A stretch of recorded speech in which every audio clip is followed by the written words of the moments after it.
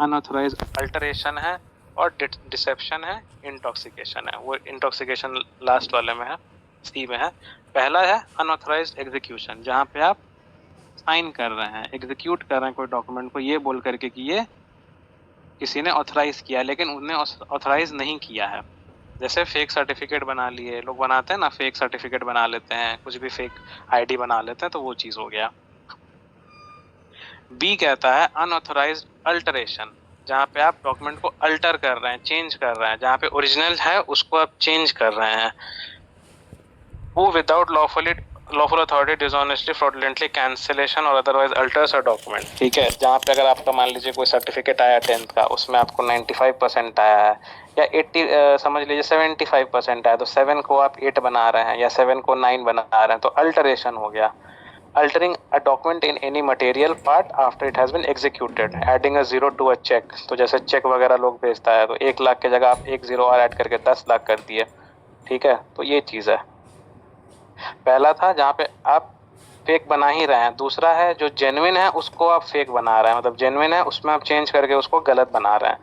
और लास्ट है डिसेप्शन और intoxication, basically causing a person to sign a document knowing they do not understand its content due to deception, unsoundness of mind और intoxication। या तो वो धोखे में है, या तो उसका मेंटल स्टेट सही नहीं है, या तो वो नशे की हालत में है। अब हम किसी फ्रेंड को इंटॉक्सिकेट कर दिए और उससे फिर उसके प्रॉपर्टी पेपर्स पे साइन करा लिया कि वो सारा प्रॉपर्टी मेरे नाम पे हो जाएगा आफ्टर हिज डेथ। ठीक है, तो ये हो गया deception, using intoxication as a tool to sign the property papers. तो ये है मेकिंग अ फॉल्स डॉक्यूमेंट। ठीक है, इसमें बस बताया गया है कि आप कैसे फॉल्स डॉक्यूमेंट बना सकते हैं। एग्जीक्यूशन, अल्टरेशन एंड इंटॉक्सिकेशन, ये 3 तरीका है ए, बी और सी में।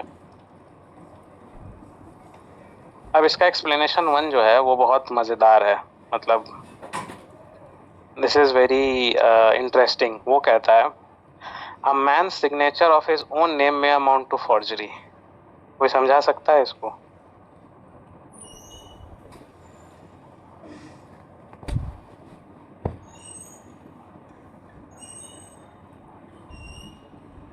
Anyone can explain this explanation 1? A man's signature of his own name may amount to forgery। मतलब ये कह रहा है कि कोई इंसान अगर खुद अपना साइन करे तो वो भी फॉर्जरी में आ सकता है। कैसे आ सकता है? अगर गलत साइन कर दे तो। गलत साइन करना फॉर्जरी क्यों आएगा? कोई इंटेंशनली गलत साइन, सेम नेम का सेम नेम का हो वो आ सकता है। किसी और पे मतलब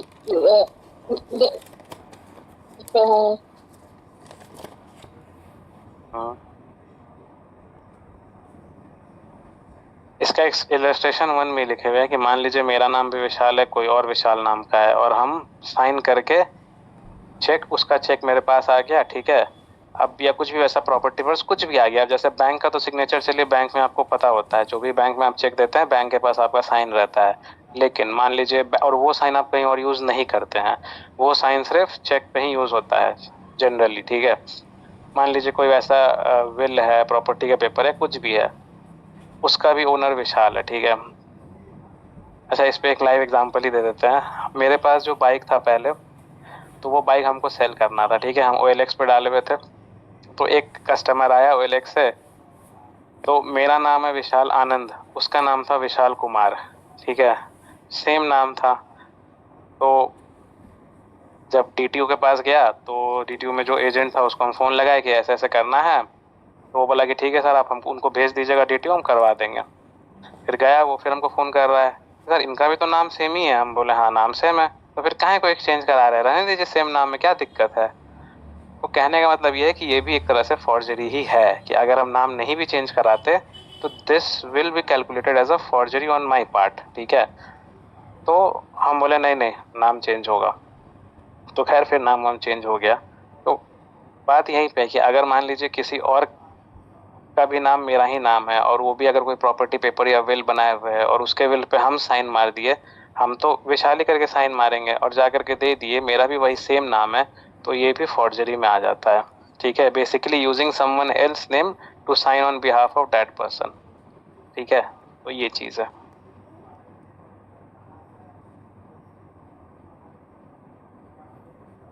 एक्सप्लेनेशन 2 इसका कहता है, दो चीज़ है उसमें, पहला है फिक्शियस पर्सन और दूसरा है डेड पर्सन, डिसीज्ड। फिक्शियस मतलब काल्पनिक, काल्पनिक मतलब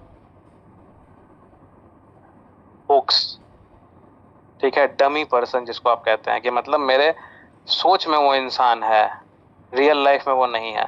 तो अगर वैसा किसी का हम साइन करवा रहे हैं या उसके नाम पे हम कोई फॉल्स डॉक्यूमेंट बना रहे हैं जो मेरे सिर्फ सोच में है, मेरे सिर्फ दिमाग में है, बट रियल में नहीं है, तो वो भी फॉर्जरी में आएगा, ठीक है। और दूसरा, अगर कोई डिसीज्ड पर्सन है, मतलब कोई मर चुका है, और उसके नाम पे अगर हम कोई डॉक्यूमेंट बना रहे हैं और ये पोर्ट्रे कर रहे हैं कि ये डॉक्यूमेंट उसने ही बनाया था जब वो जिंदा था, तो वो भी फॉर्जरी में आएगा। ऐसा होता है ना, बहुत बार लोग चले जाते हैं, उनके नाम पे लोग पेपर बना के कोई भी अंगूठा लगा दिया या कुछ भी लगा दिया, जैसे भी लगा करके साइन वाइन करके लोग कर देता है कि उनके जाने से पहले उन्होंने हमको ये पेपर दिया था, तो वो चीज कह रहा है। और एक्सप्लेनेशन 3 है, लास्ट है, इसमें कहा गया है अफिक्सिंग इलेक्ट्रॉनिक सिग्नेचर का जो मीनिंग है वो आपको आईटी एक्ट में दिया हुआ है, क्योंकि इलेक्ट्रॉनिक सिग्नेचर आप जान रहे हैं कि ये आईटी एक्ट से रिलेटेड है, तो वर्चुअल वर्ल्ड है, तो इसलिए वर्चुअल वर्ल्ड में यूज होता है, तो इसलिए ये आईटी एक्ट से ही गवर्न होता है। जो टर्म है इलेक्ट्रॉनिक सिग्नेचर, डिजिटल सिग्नेचर, ये बीएनएस में आप नहीं देखिएगा, इसको आईटी एक्ट में ही मिलेगा, वहीं पे आपको डेफिनेशन भी मिलेगा।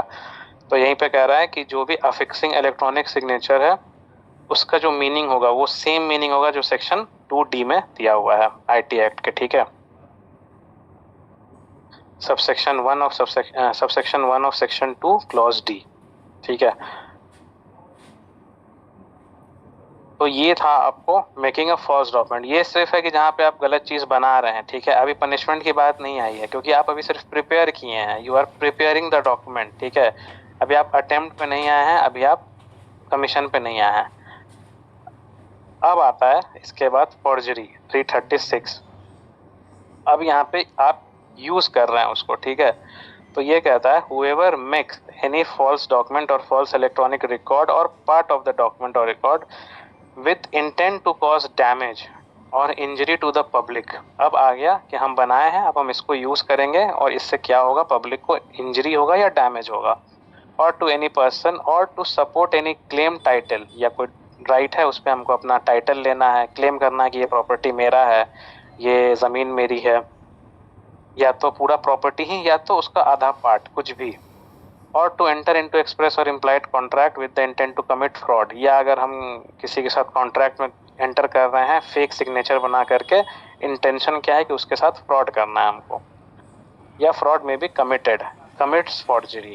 तो ये हो गया फॉर्जरी का मीनिंग, कह सकते हैं बेसिकली डेफिनेशन ऑफ फॉर्जरी हो गया कि अगर वो कोई ये 3 चीज करता है जो इसके अंडर में आता है तो वो फॉर्जरी हो जाता है।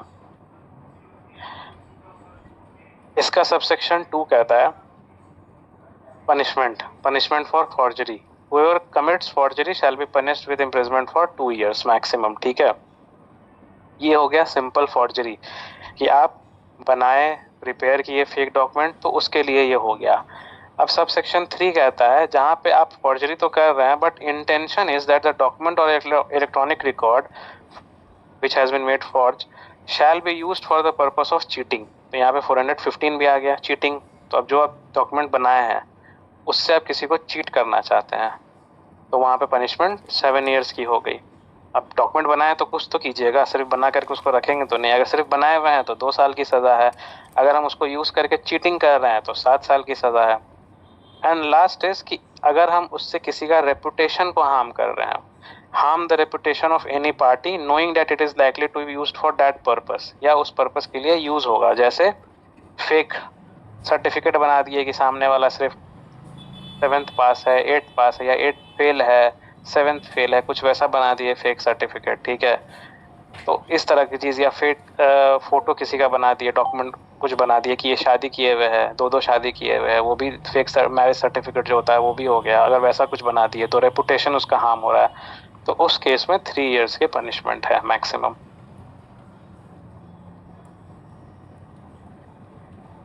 ठीक है।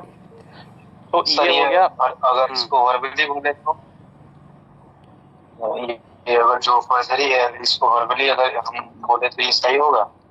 वर्बल नहीं होता है, रिटन होता है। बनाना ही नहीं, फेक फॉल्स डॉक्यूमेंट और फॉल्स इलेक्ट्रॉनिक रिकॉर्ड है, मेकिंग है, यहाँ पे आप बना रहे हैं, सिर्फ बोलने से नहीं होगा इसमें। सर पहले इसी को 420 कहते थे। नहीं, वो चीटिंग था, वो चीटिंग था जो अभी 415 में है। अभी तो एआई एआई के बहाने भी। हाँ, एआई का यूज करके भी लोग करता है, बना सकते हैं आप फेक, एक आईडी फेक सर्टिफिकेट कर सकते हैं। तो उसके लिए स्पेसिफिक आईटी एक्ट है। हालांकि आईटी एक्ट कवर करता है एआई से रिलेटेड, बट उसके लिए और थोड़ा सा स्टैंडर्ड लॉ चाहिए, बट स्टिल आईटी एक्ट उसमें आ जाएगा।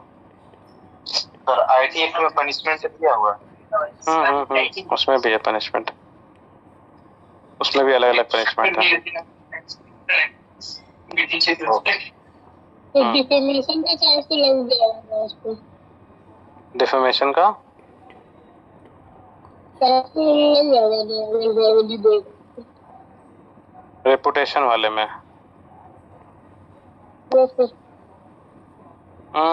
लगा सकते हैं आप, लाइबल लगा सकते हैं, लाइबल या स्लैंडर लगा सकते हैं। डिफेमेशन में तो आपको मेरे ख्याल से उसमें पब्लिश करना पड़ता है, मतलब या तो आप पब्लिश कर रहे हैं, कहीं पब्लिकली छप रहा है वो चीज़, या आप एलिगेशन लगा रहे हैं। यहाँ पे लाइबल या स्लैंडर लग सकता है। लाइबल स्लैंडर मतलब स्मॉल एलिगेशंस कह सकते हैं आप, ठीक है, वो बताएंगे हम जब डिफेमेशन पढ़ेंगे ना 356, तो उसमें हम बताएंगे लाइबल क्या होता है, स्लैंडर क्या होता है। हालांकि रेपुटेशन में आप लगा सकते हैं, ऐसा कुछ नहीं है। अगर मान लीजिए कोई फेक सर्टिफिकेट लगा के पेपर में छाप दिया तो फिर आप लगा सकते हैं, पेपर में पब्लिश हो गया, then you can do it, ठीक है, लग सकता है। ठीक है, अब इसके बाद जो भी सेक्शन है वो फॉर्जरी से ही रिलेटेड है, ठीक है, सारा चीज फॉर्जरी से ही रिलेटेड है, सेक्शन 344 तक। बस डिफरेंट वेज में उसको आप कर रहे हैं, मतलब आप कर रहे हैं फॉर्जरी ही, लेकिन आप अलग अलग तरीके से कर रहे हैं। जैसे 337 कहता है आपको forgery of record of court और पब्लिक रजिस्टर, जहां पे आप कोर्ट का कोई डॉक्यूमेंट है वो, या पब्लिक रजिस्टर जो कि नोटरी वगैरह के पास रहता है या गवर्नमेंट के पास रहता है, कॉर्पोरेशन के पास रहता है, उसमें अगर आप कुछ फॉर्जरी कर रहे हैं, बेसिकली ये सीरियस ऑफेंस है, क्योंकि इसमें मतलब ये कैटेगरी ऑफ फॉर्जरी में सबसे ऊपर आता है, सबसे सीरियस है। It involves faking official documents, official registers, जो गवर्नमेंट डॉक्यूमेंट होते हैं, गवर्नमेंट का रिकॉर्ड होता है, कोर्ट रिकॉर्ड होता है, उसको आप फेक बना रहे हैं, ठीक है। पब्लिक रजिस्टर या सर्टिफिकेट जो इशू होता है गवर्नमेंट से, पब्लिक सर्वेंट से, उसको, जैसे आधार कार्ड हो गया, वोटर आईडी कार्ड हो गया, या रेसिडेंस सर्टिफिकेट हो गया, इनकम सर्टिफिकेट जो भी गवर्नमेंट हो गया, ओबीसी सर्टिफिकेट, एनसीएल सर्टिफिकेट, जैसा भी सर्टिफिकेट होता है, वो सारी चीज़ को आप फेक बना रहे हैं, ठीक है, उसको आप फॉर्ज कर रहे हैं। 10th 12th मार्कशीट वगैरह हो गया, सारे गवर्नमेंट डॉक्यूमेंट, सारे गवर्नमेंट रिकॉर्ड इसी के अंडर आएंगे, जहाँ पे भी गवर्नमेंट रिकॉर्ड को आप फेक कर रहे हैं, फॉर्ज कर रहे हैं, ठीक है। और इसमें भी जो रजिस्टर का मतलब है वो आईटी एक्ट के अंडर ही दिया हुआ है, सेम मीनिंग होगा जो वहां पे है, ठीक है। इसलिए इसमें सजा 7 years की दी गई है, ठीक है, पनिशमेंट इसमें ज्यादा है। 338 कहता है फॉर्जरी ऑफ वैल्यूएबल सिक्योरिटी और विल, ठीक है। विल तो सबको पता है क्या होता है, विल इज मतलब जिसका एक टेस्टामेंटरी होता है, सेल्फ अटेस्टेड टेस्टामेंटरी, जो मेरा इच्छा है बस हम वो बता दिए। वैल्यूएबल सिक्योरिटी जो होता है वो होता है कोई भी वैल्यूएबल सिक्योरिटी, जैसे अगर प्रॉपर्टी का पेपर है, टाइटल डीड है, ज्वेलरी है, कुछ भी वैसा चीज़ है, ज्वेलरी का मतलब पेपर है, बॉन्ड है, ये सब वैल्यूएबल सिक्योरिटी में आ जाता है। इसका डेफिनेशन बीएनएस में है, सेक्शन 2 में 37 के अराउंड है आसपास, तो वहाँ पे आप देख सकते हैं।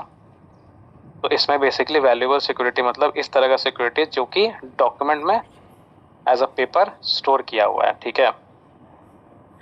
तो उसमें अगर आप फॉर्जरी कर रहे हैं, जैसे बैंक को लोन लेना है, आपके पास सोना बहुत कम है, आप फेक पेपर बना रहे हैं कि मेरे पास 10 ग्राम नहीं, मेरे पास 1 किलो गोल्ड है, मतलब आपको जहाँ से भी आप गोल्ड खरीदे वहाँ से आपको रिसिप्ट मिला 100 ग्राम्स का, उसको आप 100 की जगह 1 0 और बना दिए, 100 ग्राम्स मतलब कितना हो गया, 1 किलो हो गया, तो उस टाइप से, तो वो हो गया वैल्यूएबल सिक्योरिटी में आ गया, ठीक है।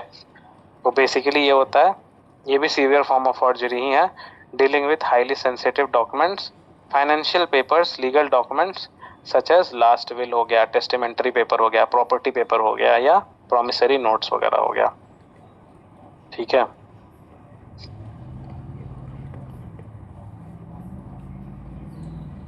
अब 339 जो है, ये 339 से जो स्टार्टिंग है, ये सारा सेक्शन जो डील करेगा आपको 338 में ही डील करेगा। ठीक है, मतलब 338 इज द बेस, और इसके आगे जितना सेक्शन है 339, 340, 341 जो भी है वो 338 से ही रिलेटेड है।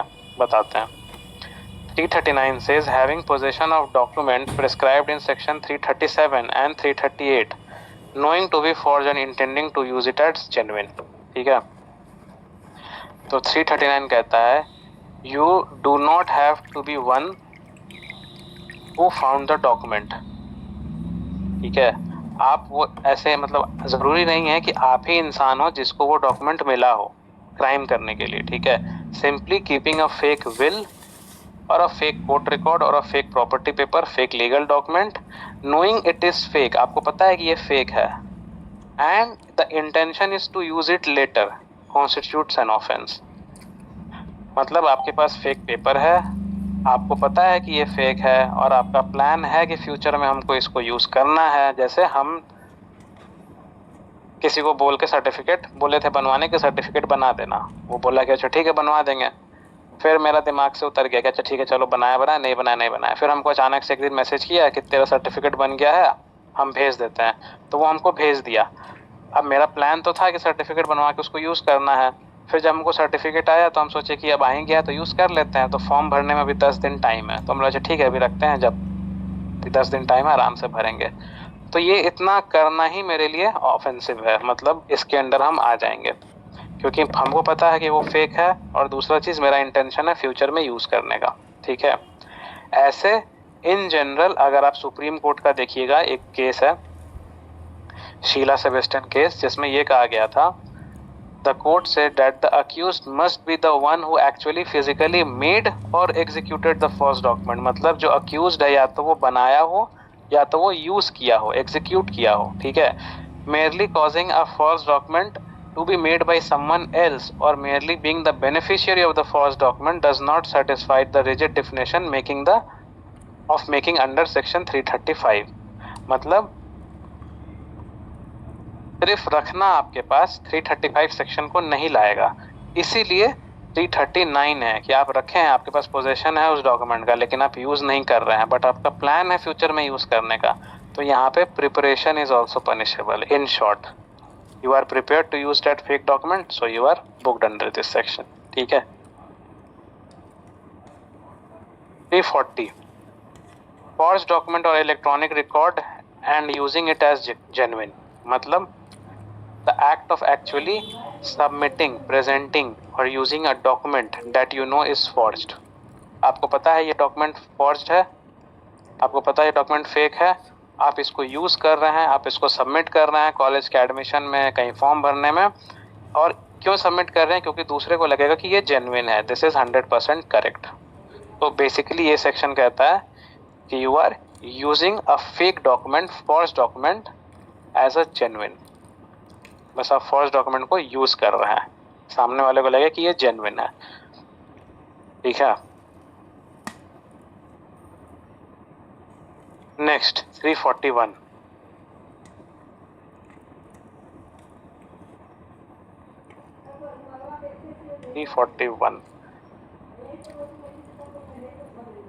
Making or possessing counterfeit seal. अब ये 341 जो है और 341, 342 और 343 नहीं, 341 और 342, ठीक है, ये 338 से ही लिंक्ड है। मतलब जहाँ पे विल का बात हुआ था, वैल्यूएबल सिक्योरिटीज की बात हुई थी। अब ऐसा भी तो हो सकता है कि कोई वैसा प्रॉपर्टी पेपर हो या कोई वैसा डीड हो जिसमें स्टैम्प का ज़रूरत हो, जिसमें सील का ज़रूरत हो। तो अब आप प्रॉपर्टी पेपर फेक नहीं बना रहे हैं, लेकिन आप सील फेक बना रहे हैं, स्टैम्प फेक क्रिएट कर रहे हैं। तो उसके लिए ये सेक्शन है कि making or possessing counterfeit seal etcetera with the intent to commit forgery punishable under section 338। ठीक है, basically creating or owning the tools like fake seal, fake rubber stamp, fake seal हो गया, या सिग्नेचर हो गया, या मशीन हो गया जहाँ पे सिग्नेचर बनता है।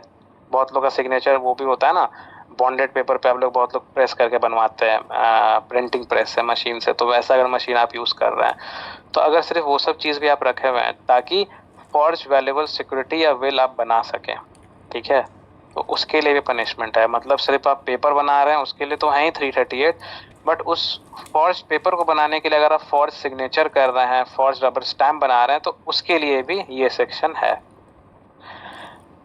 इसमें जो 4 सब सेक्शन है उसका अलग अलग क्लासिफिकेशन है सब यही सील, सिग्नेचर और रबर स्टैम्प के से रिलेटेड है। बट सब सेक्शन 1 कहता है कि हुएवर मेक्स और काउंटरफिट्स एनी सील, प्लेट और अदर इंस्ट्रूमेंट, जहाँ पे आप बना रहे हैं, या तो आप फेक बना रहे हैं या तो आप काउंटरफिट बना रहे हैं, डुप्लीकेट जाली बना रहे हैं, ठीक है।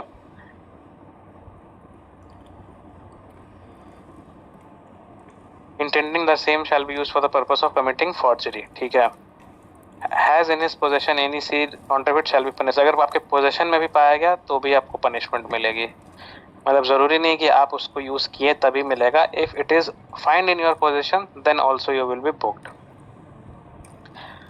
Second is makes or counterfeit seal, intending that the same shall be used for the purpose of committing forgery with the intent such seal knowing the counterfeit shall be punished with imprisonment on the 7 years, ठीक है। तो 7 years की punishment है आपको इसमें। अगर आप इसको बना रहे हैं, काउंटरफीट कर रहे हैं या आपके पोजेशन में भी है तो you are punished for 7 years, ठीक है।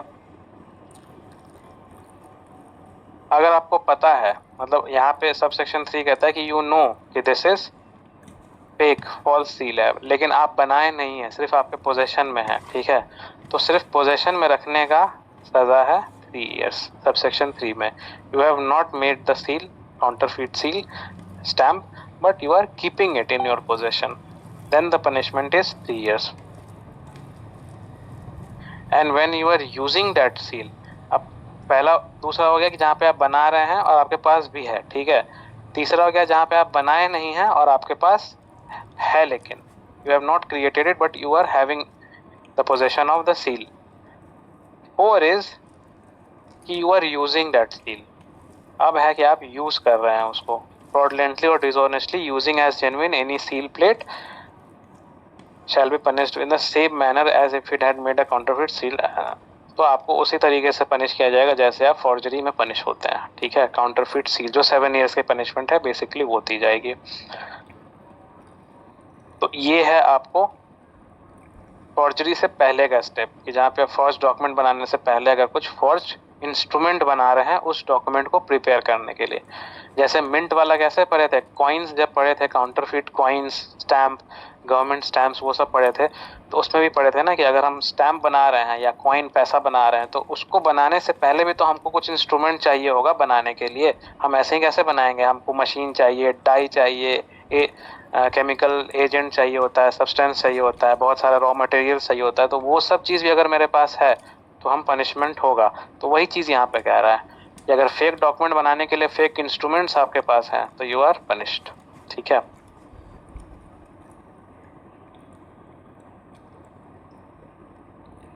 ज़्यादा इस पे मतलब उतना केसेस आपको जनरल नहीं मिलेगा, बहुत रेयर ही मिलता है। मोस्टली ये कॉर्पोरेट्स में ज़्यादा मतलब आपको मिलेगा केसेस जो भी मिलेगा। 342 ये था जहाँ पे आप फिजिकली बना रहे हैं, मतलब फिजिकल डॉक्यूमेंट में आप चेंज करने के लिए बना रहे हैं। अब मान लीजिए कि वैसा कुछ है जो इलेक्ट्रॉनिक डॉक्यूमेंट है या कुछ वैसा है जहाँ पे हमको बॉक्सेस हैं, बड़ा मटेरियल्स है, तो वहाँ पे अगर हमको फॉर्ज करना है तो उसके लिए हमको अलग डिवाइस चाहिए, उसको बनाने के लिए हमको अलग डिवाइस वगैरह चाहिए होगा या कुछ मार्क चाहिए होगा। तो 342 उसको डील करता है, काउंटर फिटिंग डिवाइस और mark used for authenticating documents described in section 338। जैसे करेंसी नोट्स को बैंक में आपके पास या शॉप में भी कहीं पे भी आप जाइएगा, ज्वेलरी वगैरह शॉप में, वो लोग करेंसी काउंट करने के लिए एक मशीन भी रखते हैं और उसमें फेक करेंसी भी डिटेक्ट हो जाता है। तो फेक करेंसी डिटेक्ट करने का जो मशीन होता है उस मशीन को आप फेक बना रहे हैं ताकि जो फेक करेंसी है वो डिटेक्ट ही ना हो, उसके लिए है ये सेक्शन। या कोई वैसा स्कैनर है जिससे कि ये पता चले कि जो विल है या जो भी कोर्ट का पेपर, जैसे कोई भी आप कोर्ट से नोटरी करवाते होंगे या कोई भी आप क्या बोलते हैं वो अफिडेविट करवाते हैं कोर्ट में, तो स्टैम्प पेपर लेते हैं या जो भी देते हैं, जो प्रिंट करके देता है, तो उसमें आप देखते होंगे मार्क रहता है एक तरह से, उसमें लिखा रहता है गवर्नमेंट ऑफ बिहार या जो भी लिखा रहता है, स्टैम्प बना रहता है, लोगो बना रहता है, एम्ब्लेम रहता है, हर तरह का एक यूनिक कोड भी रहता है। जब आप उसको लाइट में देखिएगा तो अलग दिखेगा, जब आप उसको डार्क में देखिएगा तो अलग तरीके से दिखता है। फोटोकॉपी कीजिएगा तो वो साफ पता चल जाता है, उसमें लिख देता है this is a photocopy version, तो वो दिख जाता है। तो उसको भी जेन्युइन ट्रीट करने के लिए एक डिवाइस होता है कि ये जेन्युइन है कि नहीं, होता है, मशीन्स होते हैं। तो अगर आप उस मशीन को या डिवाइस को फेक बना रहे हैं ताकि वो पकड़ाए नहीं, तो उसके लिए है 342। ठीक है, basically faking the specific authentication mark, watermark और security devices used for valuable securities और विल। ठीक है,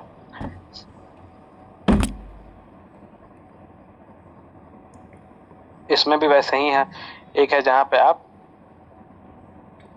पोजेशन में है तो वहां पे भी पनिशमेंट है आपको, और जहां पे आप यूज कर रहे हैं वहां पे अलग पनिशमेंट है। वहां पे आपको 7 ईयर्स की है, जहां पोजेशन है वहां पे आपको कम पनिशमेंट है। तो इसमें भी उसी हिसाब से है, दोनों में आप पनिशमेंट है, पोजेशन में भी, यूज में भी और मेकिंग में भी। ठीक है, नेक्स्ट है fraudulent cancellation, destruction etcetera of will authority to adopt a valuable security. ठीक है, लॉ जो है वो सिर्फ फेक डॉक्यूमेंट को नहीं बचाता है, मतलब फेक डॉक्यूमेंट को नहीं पकड़ता है, वो जो जेन्युइन डॉक्यूमेंट है उसको भी प्रोटेक्ट करता है। ये सेक्शन उसी के लिए है कि अगर आपके पास कोई जेन्युइन डॉक्यूमेंट है, मान लीजिए विल है, सिक्योरिटी है, कोई भी प्रॉपर्टी पेपर है, कुछ भी है, वो जेन्युइन है, वो ओरिजिनल है। ठीक है, अगर आप उसको डिस्ट्रॉय करते हैं या छुपा दिए या डिस्ट्रॉय किए या उसको आप अल्टर कर दिए, चेंज कर दिए, क्यों किए? ताकि उसको आप छुपा दिए ताकि आप एक फेक डॉक्यूमेंट बनाएं और उसको प्रेजेंट करें कोर्ट में या जहाँ पे भी डिस्प्यूट चल रहा है, जो भी चीज़ चल रहा है। एग्जाम्पल के तौर पे कि कोई प्रॉपर्टी डिस्प्यूट चल रहा है, आपको पता है कि उसके पास असली प्रॉपर्टी पेपर है, आप 2 चोर भेजे उसके घर में, वो प्रॉपर्टी पेपर चुरा लिया, वो आपके पास आ गया और आप उसको छुपा के कहीं रख दिए या फाड़ के फेंक दिए या डिस्ट्रॉय कर दिए, कुछ भी कर दिया आप उसके साथ, और फिर आप एक डुप्लीकेट पेपर बना करके उसके घर में रख दिए, जिससे कि ये प्रूव हो जाए कि वो पेपर डुप्लीकेट है और आप अपने पास ओरिजिनल एक बना के रखे हुए हैं, ये दिखाने के लिए कि I am having the original papers, तो वो केस हार जाए। तो उसके लिए है 343 जहाँ पे आप ओरिजिनल सर्टिफिकेट को, जेन्युइन सर्टिफिकेट को डिस्ट्रॉय करके फेक सर्टिफिकेट बना करके उसको यूज करते हैं। ठीक है,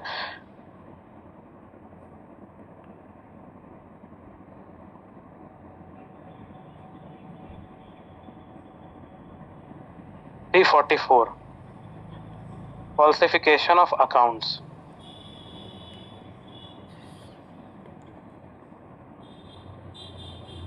फॉल्सिफिकेशन ऑफ अकाउंट्स का मतलब हुआ कि जहाँ पे कोई भी गवर्नमेंट अकाउंट है, पब्लिक अकाउंट है, कंपनी का अकाउंट है, कॉर्पोरेट कुछ भी है, जहाँ पे कोई क्लर्क या ऑफिसर या एम्प्लॉय उस अकाउंट का इंचार्ज है कि उसको वो अकाउंट का देखना है, उसको बैलेंस शीट बना के रखना है, उसको लेजर देखना है, उसको बुक्स में एंट्री करनी है, कितना पैसा गया, डेबिट हुआ, कितना क्रेडिट हुआ, सब कुछ उसको मनाना है। फाइनेंशियल लेजर्स जो बनाते हैं, how much money has been received in this financial year, कितना पैसा गया, क्या हुआ, वो रखना है। ठीक है, उसका एक बुक होता है। ठीक है, वो सीए वगैरह ये लोग करते हैं मोस्टली।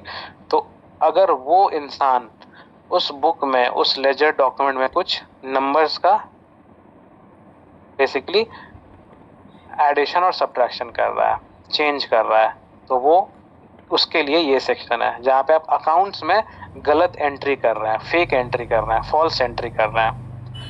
10 लाख पैसा आया, आप 10 लाख के बदले दिखा रहे हैं 5 ही लाख आया, और 5 लाख कहीं और आप नहीं दिखाए, शो नहीं किए।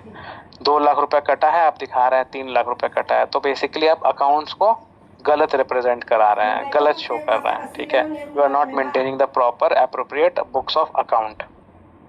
ठीक है, और इसमें जो एक्सप्लेनेशन है ना वो बहुत मजेदार है। कहीं भी ऑफेंस होता है, कुछ भी होता है, तो हमेशा चार्जशीट में, एफआईआर में टाइम लिखा जाता है, इस दिन को, इस डे था, मंडे, डेट ये हो गया, टाइम ये हो गया, इस समय ये घटना हुई। इसमें कोई ज़रूरत नहीं है लिखने का, नो नीड।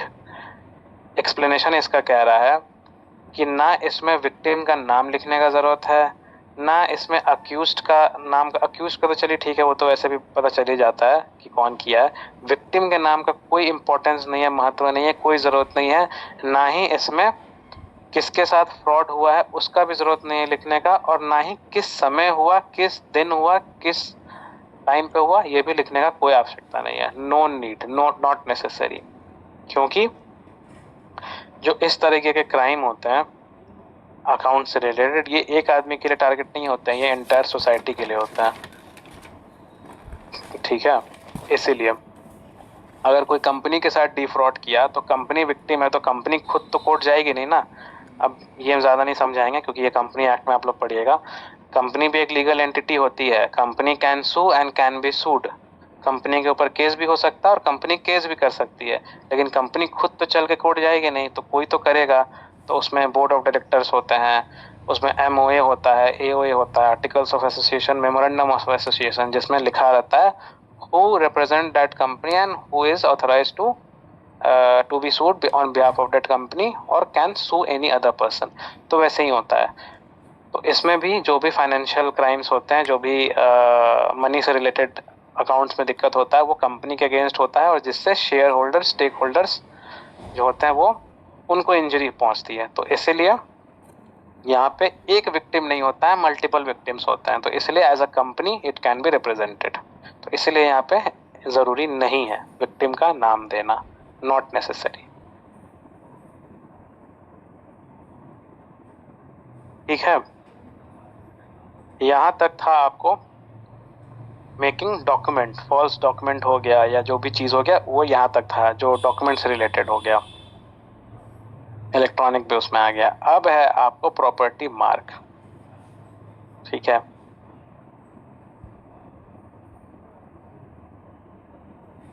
इसका सेक्शन 345 वगैरह पढ़िएगा। A mark used for denoting that movable property belongs to a particular person is called a property mark. Straightforward लिखता है, मतलब इसका अगर स्ट्रेट फॉरवर्ड आप मतलब समझिए कि कोई एक मार्क है जो कि ये दिखा रहा है, बता रहा है, जता रहा है, चिल्ला चिल्ला के बोल रहा है कि ये प्रॉपर्टी मूवेबल प्रॉपर्टी पे ही होगा, इतना तय है, इमूवेबल पे नहीं होगा, कि ये प्रॉपर्टी जो है ये उस आदमी का है, वो आदमी इस प्रॉपर्टी का मालिक है। बस यही है property mark.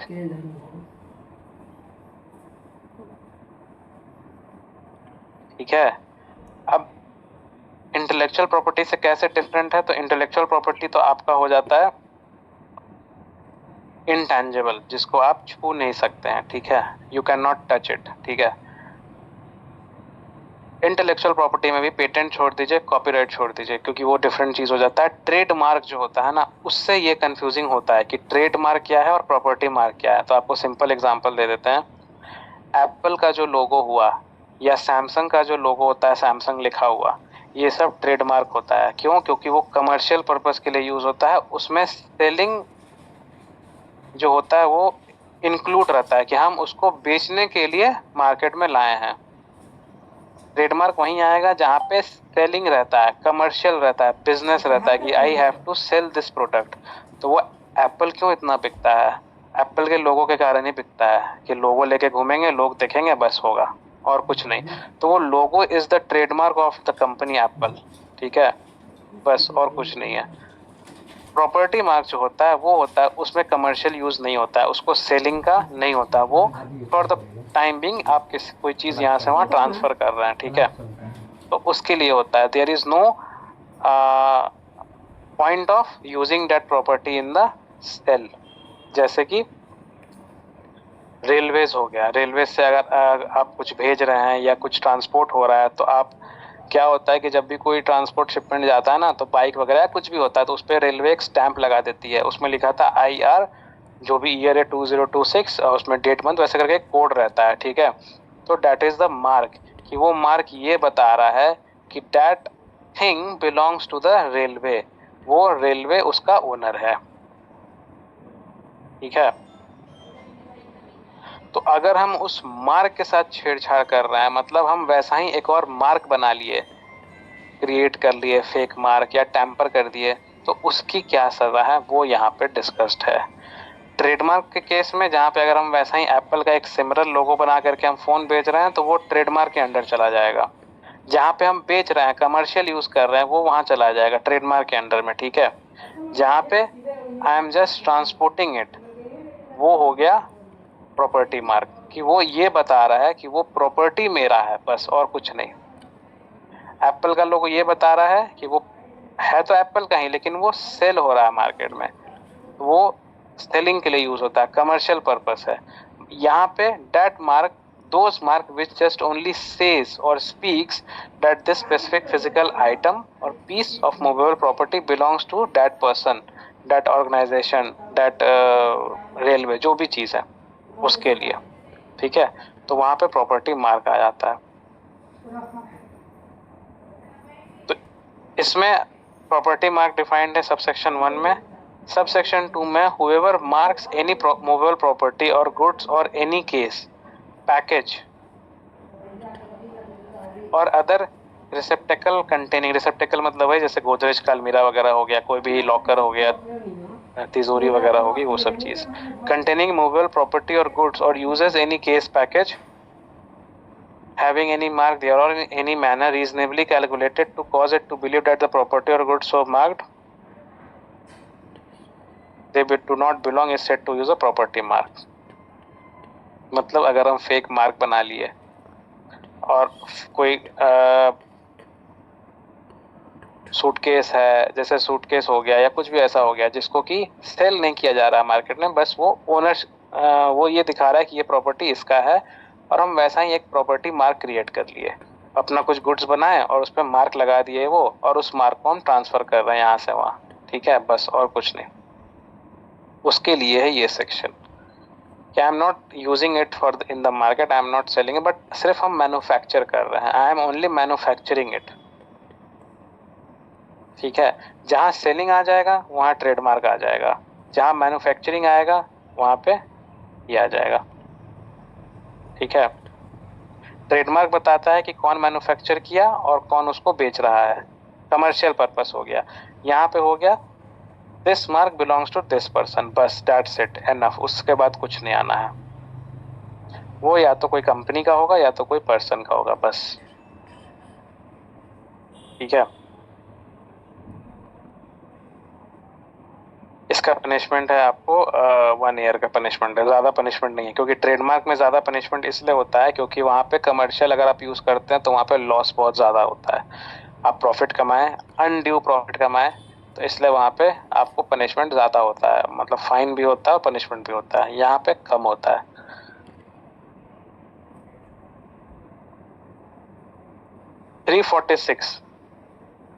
Tampering with property mark with intent to cause injury. अब यहाँ पे है कि आप 345 तो कहा था कि जहाँ पे आप प्रॉपर्टी मार्क बना रहे हैं, ठीक है। 345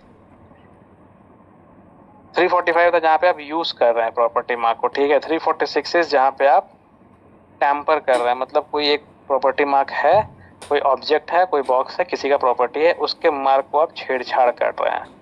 वो मार्क लगा हुआ है, मान लीजिए कोई ट्रक है, उसमें ट्रक में ही एक मार्क बना रहता है कि जैसे आप अगर सलार एक मूवी है, ठीक है, वो मूवी देखे होंगे तो उसमें था कि ये एक मार्क दिखाया, ये मार्क किसने बनाया था, तो जो भी एक्टर था, नाम नहीं याद, अरशद प्रभास था, तो उसने वो मार्क लोगो बनाया था, तो वो हो गया प्रॉपर्टी मार्क की। अगर इस मार्क का सामान अगर दिखेगा तो कोई नहीं रोकेगा।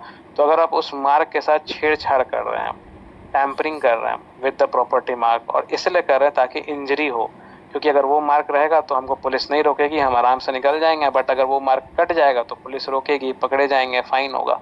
तो उसके लिए है 346, you are tampering with the property mark, ठीक है। 347 है counterfeiting a property mark, जहाँ पे आप डुप्लीकेट प्रॉपर्टी मार्क बना रहे हैं, मतलब fake property mark counterfeit कर रहे हैं, you are whoever counterfeit shall be punished with maximum 2 years है, जहाँ पे you are making any duplicate property mark, ठीक है। सब सेक्शन 2 इसका कहता है कि अगर कोई वैसा प्रॉपर्टी मार्क है जो पब्लिक सर्वेंट यूज करते हैं और सिर्फ पब्लिक सर्वेंट के लिए वो यूज किया जाता है, तो उस केस में 3 इयर्स की पनिशमेंट है, जो कि कोई एक पर्टिकुलर ऑफिस के लिए डेजिग्नेटेड है, तो उस केस में 3 इयर्स की पनिशमेंट होती है, ठीक है। पब्लिक सर्वेंट का आप क्या प्रॉपर्टी मार्क कह सकते हैं? जैसे गवर्नमेंट अगर कोई चीज़ प्रोड्यूस कर रही है, मान लीजिए कल को गवर्नमेंट मखाना ही को इम्पोर्ट एक्सपोर्ट कर रही है और किसी भी लोकल को वहाँ पे एडीएम लेवल पे किसी को ऑथराइज कर दी कि आप एक प्रॉपर्टी मतलब आप एक मार्क बना दीजिए कि ये सारे मखाने जो हैं इस ट्रक से जाएंगे और उस ट्रक पे एक मार्क बना रहेगा कि वो मार्क ये दिखाएगा कि ये गवर्नमेंट की व्हीकल है और गवर्नमेंट का इसमें प्रॉपर्टी है, तो वो कहीं पे भी रुकेगा नहीं, कोई उसको डिस्टर्ब नहीं करेगा। तो वो चीज़ हो गया। अगर जो कोई गवर्नमेंट या कोई पब्लिक सर्वेंट उस मार्क को बनाए हुए है और आप उस मार्क के साथ छेड़छाड़ कर रहे हैं तो उसमें पनिशमेंट 1 साल ज़्यादा मिलती है। 348 है मेकिंग और possession of any instrument for counterfeiting. वही चीज़ है जैसे आपका डॉक्यूमेंट था, कॉइन्स था कि उसको बनाने के लिए आपको कोई इंस्ट्रूमेंट की ज़रूरत होगी, तो वही चीज़ यहाँ पे है जहाँ पे आप कोई इंस्ट्रूमेंट अपने पास रखे हैं उस प्रॉपर्टी मार्क को फेक बनाने के लिए। ठीक है, या तो आपके पास है और आप बना रहे हैं प्रॉपर्टी मार्क, या सिर्फ आपके पास पोजेशन भी क्यों ना हो उस इंस्ट्रूमेंट का, then also you are booked under this section. 349 is selling goods mark with the counterfeit property mark. अब 349 उससे आगे है जहाँ पे आप काउंटरफिट प्रॉपर्टी मार्क तो क्रिएट कर लिए, अब वो क्रिएट करने के बाद आप सेल भी कर रहे हैं। जैसे हम एक जो भी एग्जांपल दिए कि मखाना वाला चीज़ है, वैसे ही क्या किया जो गवर्नमेंट या पब्लिक सर्वेंट जो भी वो काउंटरफिट मतलब जो भी मार्क बनाई है प्रॉपर्टी मार्क, सेम वैसा ही सिमिलर मार्क आपने भी क्रिएट कर लिया और अपना भी लो क्वालिटी मखाना उसी ट्रक के पीछे लगा दिया कि उसके साथ साथ वो भी पास हो जाए बिना कोई स्क्रूटनी के। ठीक है, तो वो चीज हो गया।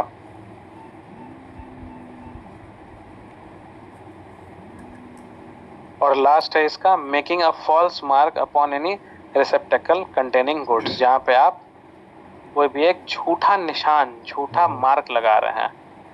ठीक है, एक बॉक्स पे, कंटेनर पे, लॉक पे, कहीं पे भी। ठीक है, किस लिए कर रहे हैं? ताकि झूठ बोलने के लिए। You are making a lie about that item which is inside that box or container belongs to that particular person, usually to bypass security or commit a fraud। ठीक है, जैसे कि हम भी लैपटॉप मैन्युफैक्चर कर रहे हैं, सामने वाला भी लैपटॉप मैन्युफैक्चर कर रहा है, कोई गुड से मैन्युफैक्चर कर रहा है, कमर्शियल यूज़ नहीं करना है हमको उसमें लैपटॉप में एक सर्टेन मार्क लगाना है। वो कंपनी का मार्क हमको पता है वो क्या लगाया, हम भी क्या किए, तो वो लैपटॉप पे मार्क नहीं लगाया, लेकिन लैपटॉप को जिस बॉक्स के अंदर रखा है उस बॉक्स के ऊपर मार्क है, तो हम भी क्या किए, उस बॉक्स के ऊपर वैसा ही एक फेक मार्क लगा दिए और लैपटॉप को बहुत ही लो क्वालिटी यूनिट से बनाए हैं। रैम, प्रोसेसर, ये सब बहुत लो क्वालिटी का है, उससे हम बनाए और हम क्या किए, उसी बॉक्स में डाल करके वैसा ही फेक मार्क लगा करके उस बॉक्स को उसी ट्रक में डाल दिए ताकि स्कैन नहीं हो, पकड़ाए नहीं मेरा सामान। ठीक है, तो उसके लिए है 350।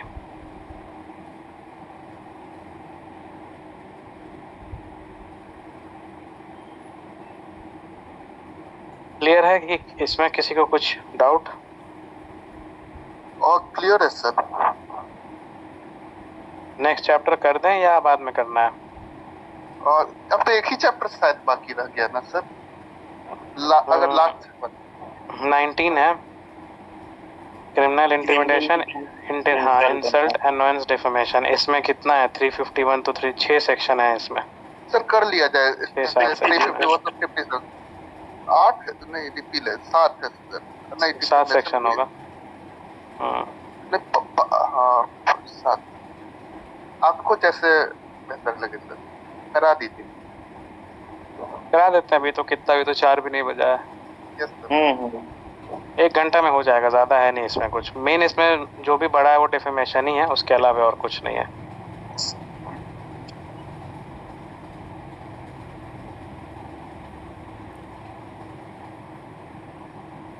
फिर इसके बाद एक्सेप्शन का भी बाकी रह गया।